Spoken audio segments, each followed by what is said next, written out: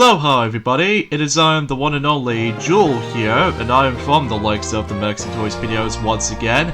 Ladies and gentlemen, we'll pay for a visit in the actual garage, specifically Gadd's garage. So yes, ladies and gentlemen, welcome back for some more of Let's Play of Mario Party 6 for the Nintendo GameCube. So remember last weekend is the fact that we have managed able to went through the first board in Mario Party 6, and that is of course Towering Treetop. And today, for the majority of this weekend, ranging from today's days, of course, the 11th of September, and tomorrow's case for the 12th of September, we're going to be hit on to the forms of the second board in the game, and as you can see, you're able to actually see that first star as soon as you dive right in. So yeah, that seems kind of weird, but at least that's something, I suppose.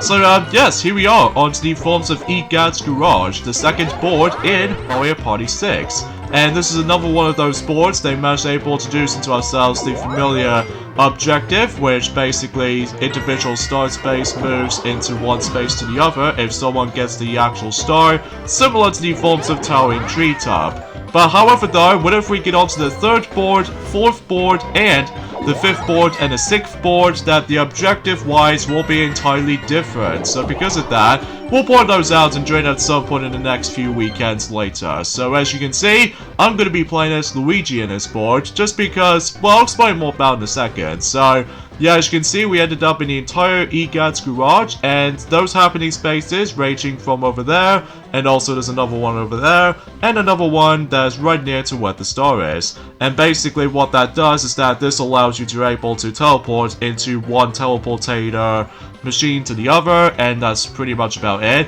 I think it goes through clockwise rather than just becoming randomized each time or something like that. Or I may be wrong, but that's how it goes for me. And also another happening space is over there, which appears to be this giant fan blade, as you saw, and basically that actually functions as you're able to suck up everyone else's coins. And there's also another happening space is over there, and this will actually create the forms of, well, let's just say this is in daytime right now, and as you can see on this billboard, it actually shows us if you're managed able to get those orbs, and then basically if you're trying to able to give these orbs to the Gadd's machine, basically what that does for the daytime, this meaning that it actually gives you a random item and convert it into, well, let's just say if you have like two random orbs, and basically if you try to able to put them into the actual machine, well, basically it just gives you a random item, so it's like converted to the other orb. So, and then if it's in nighttime on the other hand though, we'll talk more about that in a moment, because here we go onto the first minigame in this board, that is Smash Dance. Kind of a simple minigame, even though it does remind me of Ground Pound from Mario Party 1. So, ground pound glowing panels to score. Whoever ground pounds the most glowing panels wins. So yeah, basically, so all you have to do is basically you have to ground pound.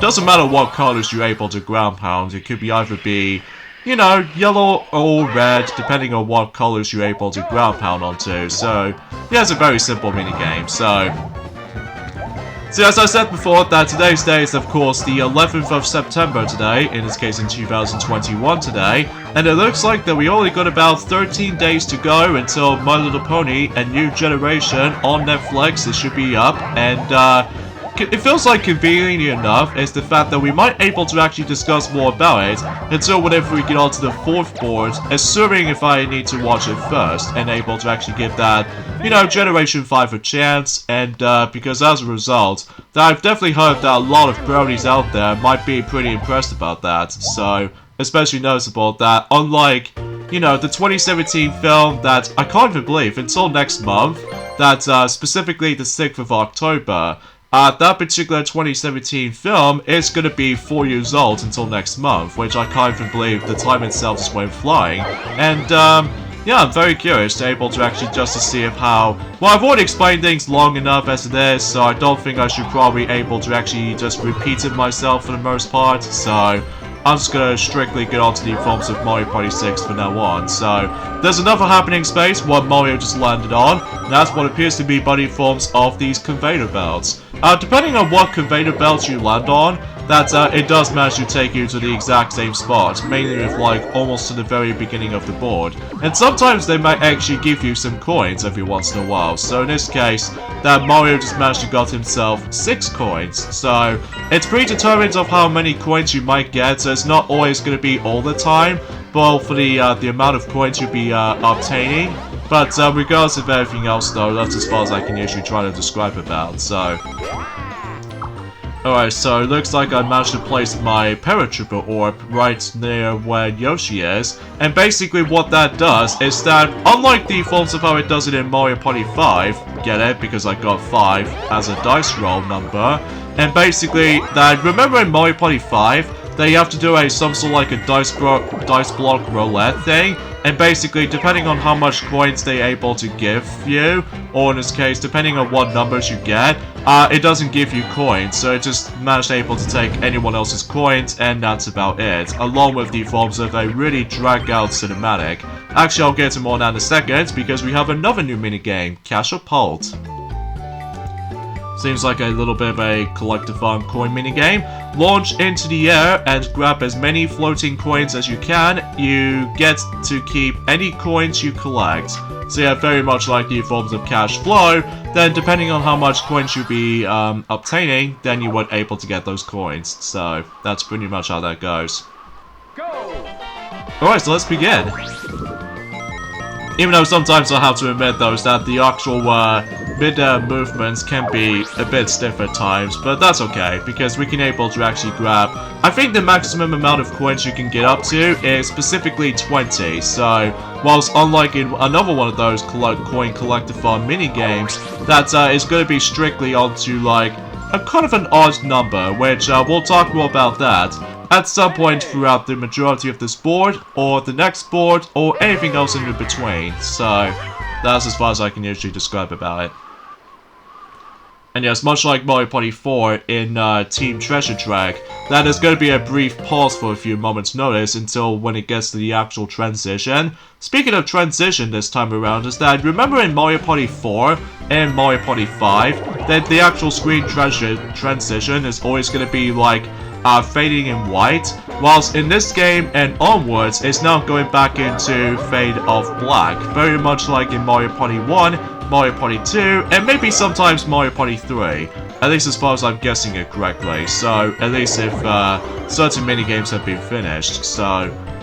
And it looks like Yoshi's gonna be able to interact with the Paratrooper Orb event, and basically this is what this does. It actually switches anyone else's place, so at least I'm glad this is actually not so much of a drag-on moment, unlike the ones in Mario Party 5, thankfully, so seriously, I keep on comparing this game to Mario Party 5, because from the sound of it though, it's very similar, but, you know, with the improvement item system, but it forms the orb system, so...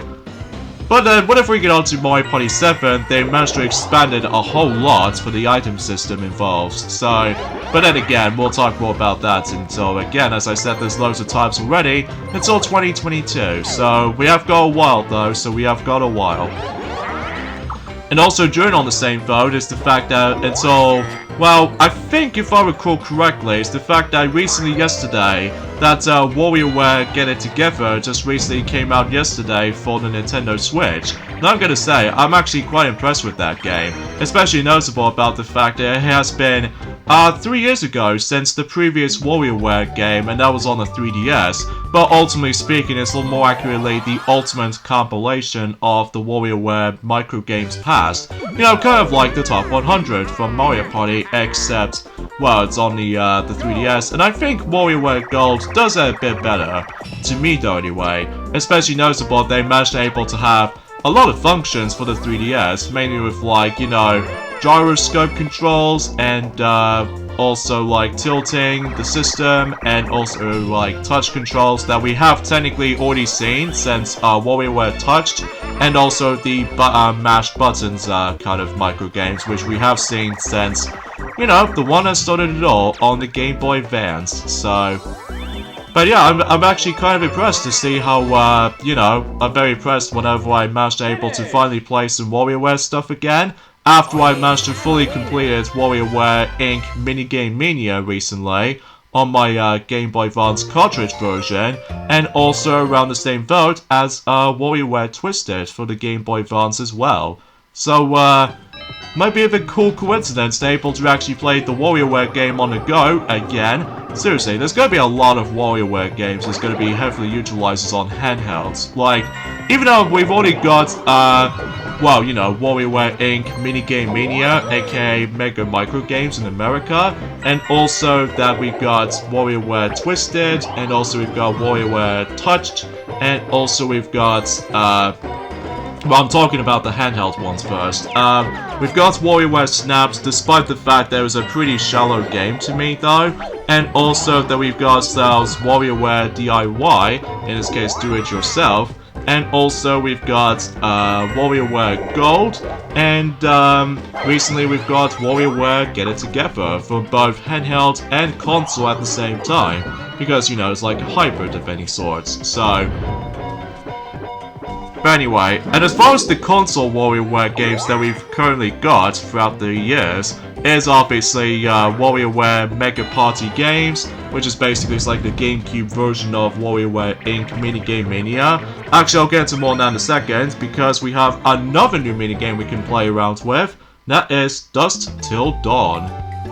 Seems like a cool catchphrase there. One player has to clean a small room while the other three team up to dust a huge room. So basically we have to able to separate, and then basically it's the fact that we have to able to clean as much furniture as possible. So I think the team of one does have a bit of an easier advantage from this minigame though, just because obviously this is a small room after all, so yeah, that seems totally obvious. So I was really hoping that the computer players don't act out like an idiot, or at least I hope so anyway. So but yeah, I do really like this minigame though, even though it does requires a lot of button mashing involved around with. So, and in fact, we actually ended up inside someone else's house, so that way we can able to do all the cleaning duties and all that stuff, which is pretty cool though to me though. So, now as far as you guys already know, is the fact that I did manage to bring several of those, you know, unseen characters yet for the sake of this Let's Play so far. Like, usually speaking, that we've already seen Toad, Boo, Peach, and Waluigi since the previous board, Towering Treetop, that was in last weekend.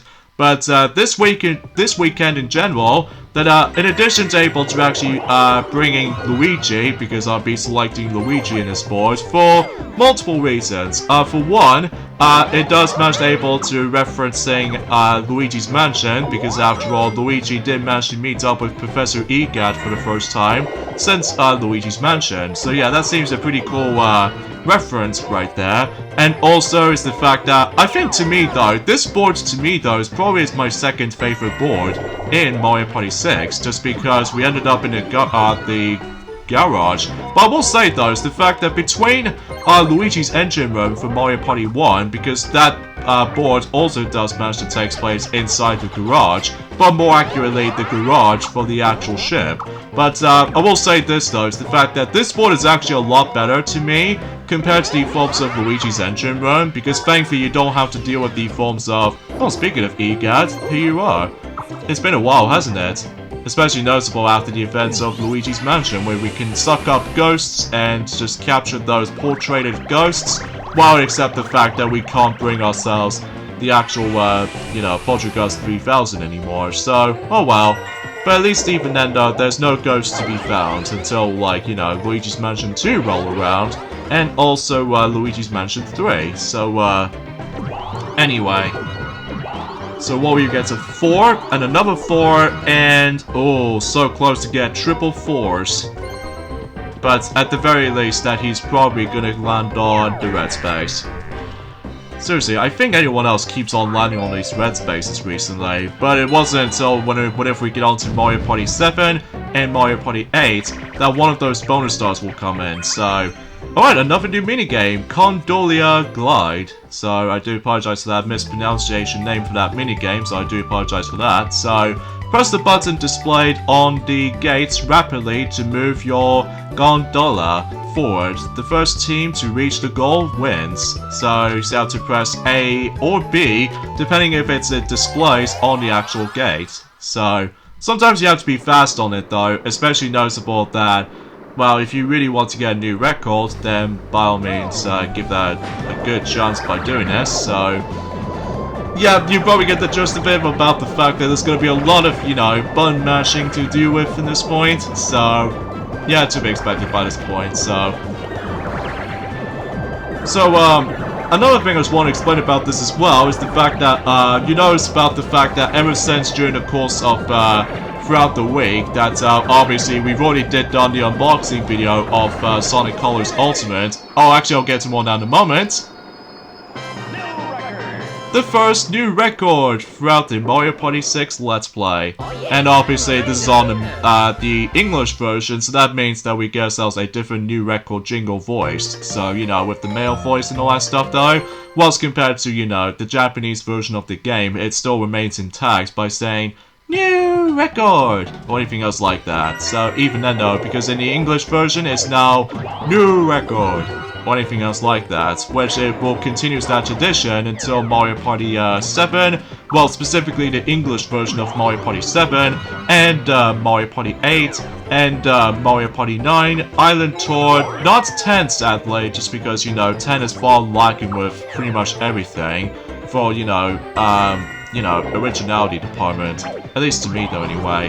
And also Mario Party Star Rush and the Top 100. So because, well, it wasn't until whenever we see that female voice again, until, you know, Super Mario Party and Mario Party Superstars, which at that point is the fact that we still only got about less than 2 months from now on, or should I say, we only got about a month left until that game's gonna come out, so...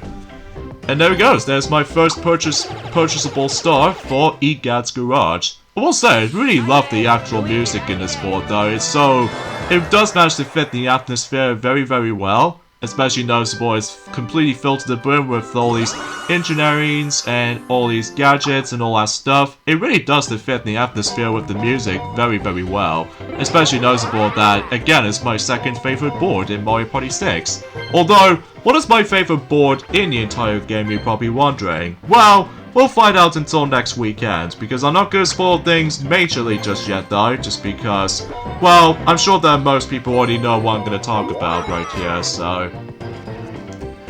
but anyway, oh yeah, speaking of such though, is that with those opponents in mind, obviously I did manage to able to bring Yoshi, Wario, and Mario in the mix, and as a result, that actually gives us Super Mario 64 DS playable characters. Which, get it, because this game came out in 2004, the same year as when Super Mario 64 DS roll around for the Nintendo DS. So, seems pretty cool though if we're able to bring that reference to the table. So, anyways, here we go with a new minigame here, which is Curvature Bolt. Seems kind of like an interesting minigame. One player has to avoid Thunderbolts dropped by 3 players riding in cloud cars.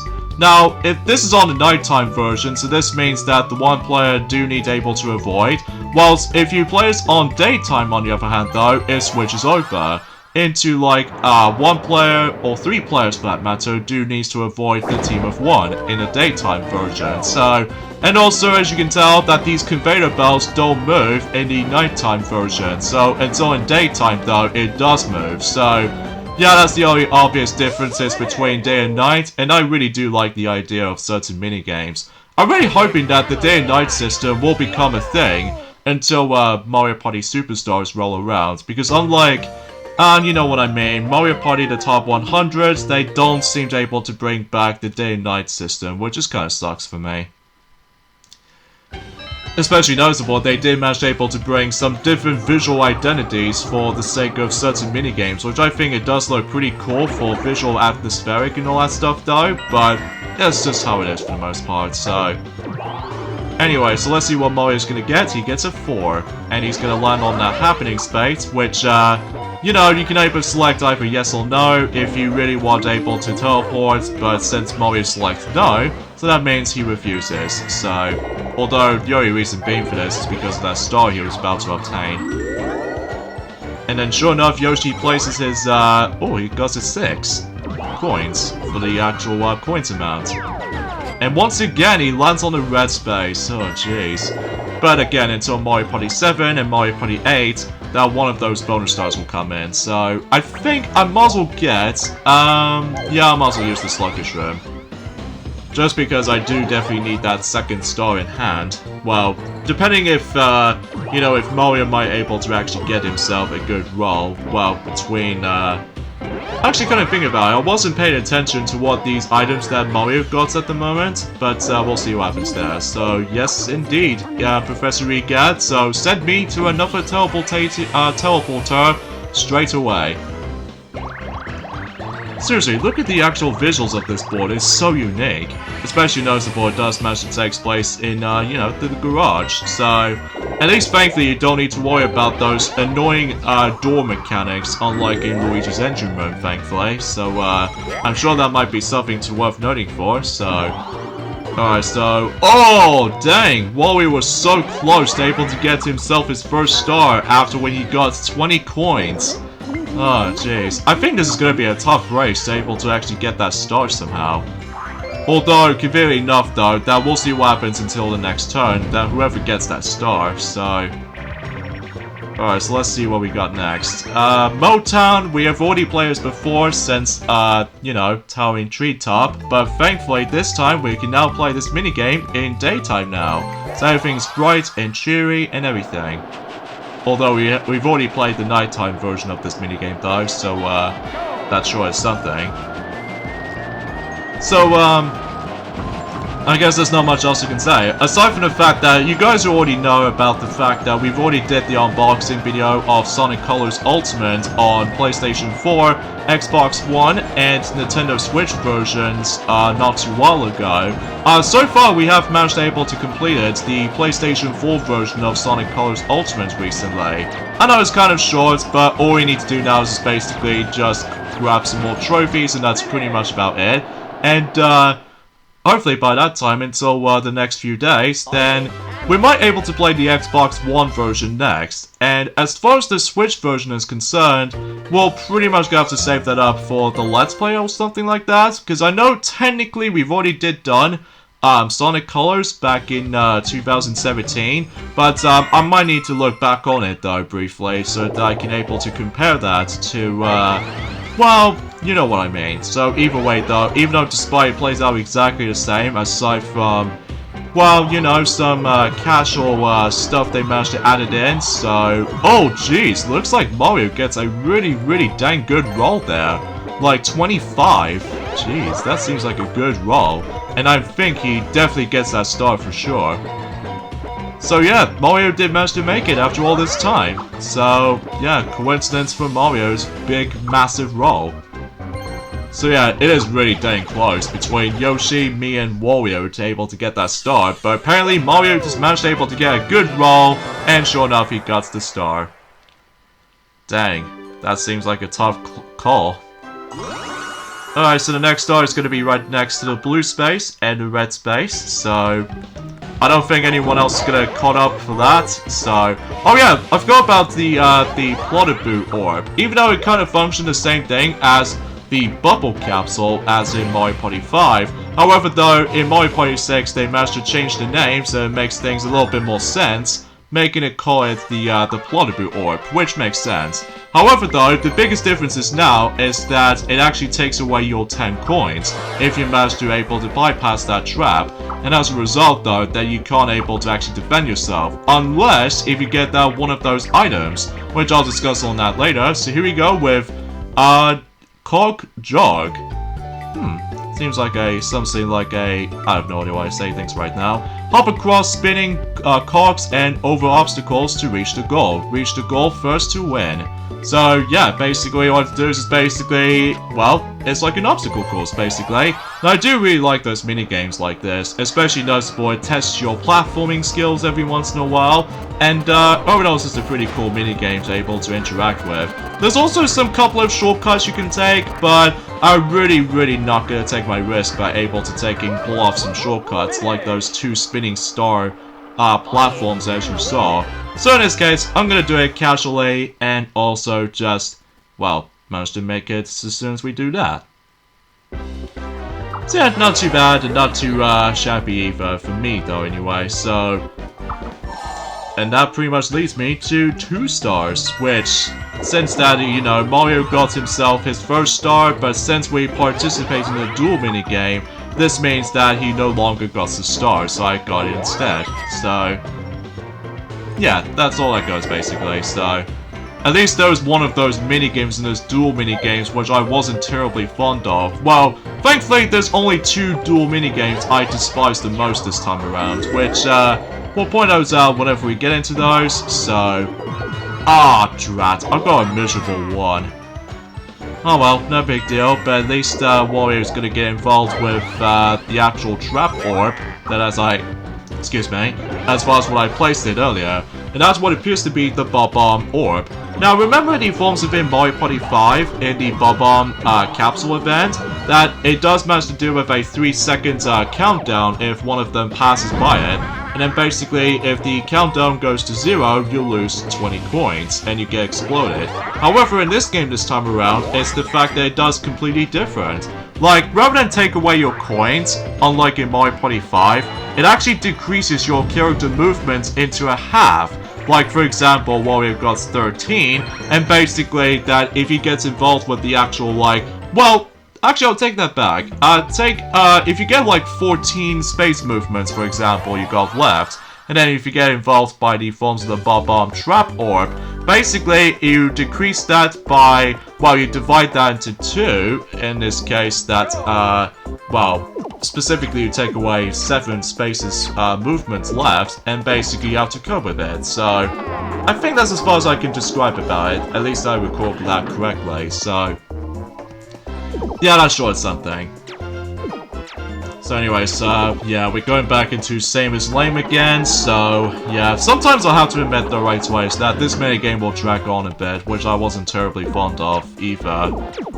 But it doesn't matter to me though, because it seems like I'm doing okay, but not the greatest, because again, if you play it with computer players, you never not know of what the computer players are pressing, so yeah, you have to guess. Wow, this is the exact same match as in the first time around. Oh, jeez.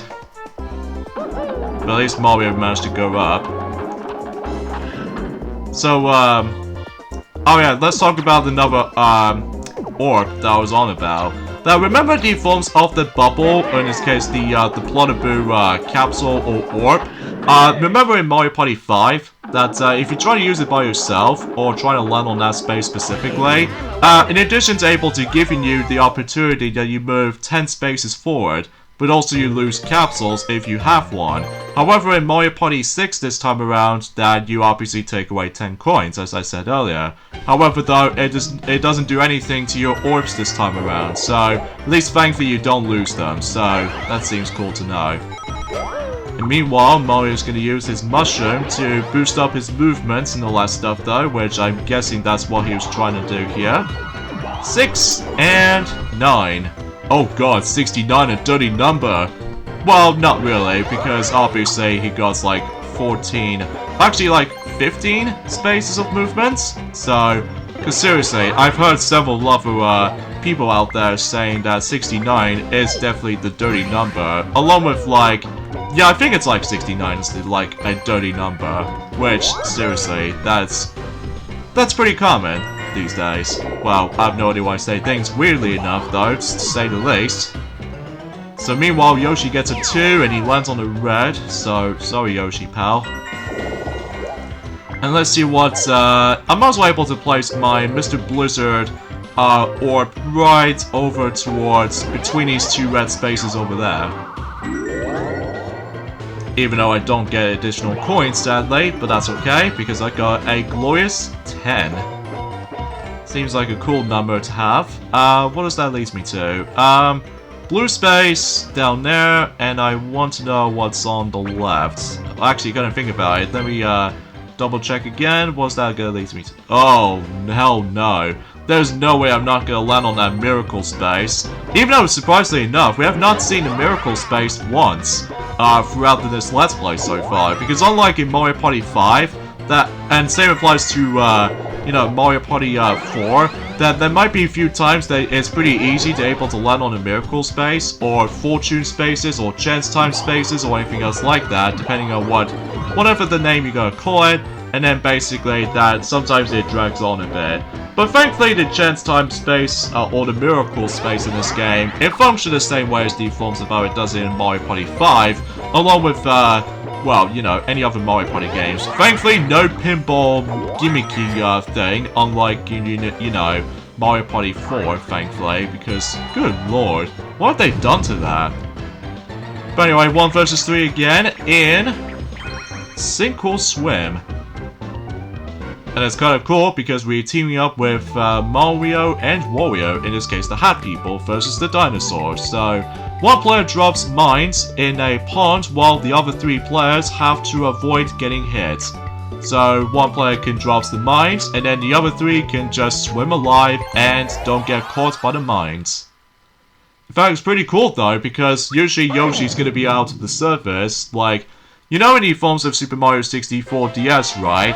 That basically you're playing as Yoshi from the start, and then later on you'll unlock Mario, Luigi, and Wario later down the road. So think of like the other 3 unlockable characters are gonna be swimming about in the actual the pond.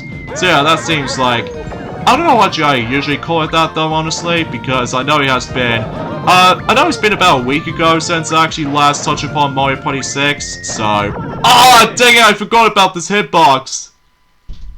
Ah, drat. Oh well, we'll let Yoshi win on that one. Oh well, it's pretty easy to deal with the team of 1 though, I must be honest here, but... Still, can't deny about that, so... Oh well, no big deal. So now we're on to nighttime. Oh yeah, I forgot to mention about the forms of that. You know, with that particular orb converting happening space over there that I mentioned to you earlier? Well, if you do this on nighttime though, instead of giving you a random orb, it actually gives you coins as an exchange. So yeah, that seems pretty cool though, and especially it really helps that this might actually be the board that does have a lot of emphasis on happening space heavy, which as a result it does do quite a number of things, which as a result it does manage to give you an opportunity that it's pretty easy to able to get an action star nonetheless. So, or a happening star, whatever you want to call it. Alright, so let's see what Yoshi's gonna get. He's probably gonna get a 7. And he gets the Klepto Orb. Yeah, the Klepto Orb functions kind of differently compared to Mario Party 5, although we'll show that off whenever that happens, so... And it looks like Yoshi screwed up Mario right there, because usually, relatively speaking, that's, oh, I get it, because he really wants to get that specific number to get involved with the conveyors, so I guess that makes sense. Alright, so I'm gonna place my Chemic Orb right over there. And that will give me 6 coins, the actual number of the amount of coins for the title of the game. So, seriously, there's gonna be a lot of times I'm gonna have to keep on mentioning that, especially if you guys were able to notice ever since in the previous Mario Party Let's Plays. Some exceptions, mind you, like Mario Party 9 and Mario Party 10, despite the fact that both of those games don't have dice block ranging from 1 to 10, until, you know, Mario Party Superstars managed to bring that back, so at least I'm still happy about that. Especially noticeable about the fact that, well, I'm really hoping that in Mario Party Superstars doesn't drag on, unlike Super Mario Party, because, don't get me wrong, I enjoyed Super Mario Party for quite a bit, but it's just that sometimes it tends to drag on at points, mainly due to, like, you know, other events, as well as the ally system, and also some other things, so... Yeah, at least that's something that the ally system will no longer be present in Mario Party Superstars, thankfully. Alright, so Wario got himself his first star, in addition to 5 extra coins for landing on his own spot. And we are playing 1 versus 3 again. Seriously, this is like Mario Party 5 all over again, that we're playing so many of those 1 versus 3 minigames for sure. So anyways, Snow Brawl. Seems like a cool minigame name for it though. So anyway, 1 player joined by 4 Yukikis or Shy Guys. faces off against the other 3 players in a snowball fight for the ages. And basically, this is in nighttime, so this means that the team of 1 has to team up with Shy Guys, and if it's daytime, you're actually going to be teaming up with the Ukikis. So that's the only differences I can think of for Snow Brawl between, you know, day and night system with that particular minigame itself. Even though sometimes this minigame can be a bit nerve-wracking at points, but we'll try our best if we're able to win this for sure. And by the way, if for example, if Warrior gets frozen, then the team of 3 instantly wins this. And then if the team of 3 gets frozen up completely, then the team of 1 wins. So that's the whole entire suggestion. Oh, dang it! I got frozen up! Oh well, we'll let Warrior win on that one. I was literally that close to winning that though, especially that I don't have my exact reaction timing to able to escape from that snowball though.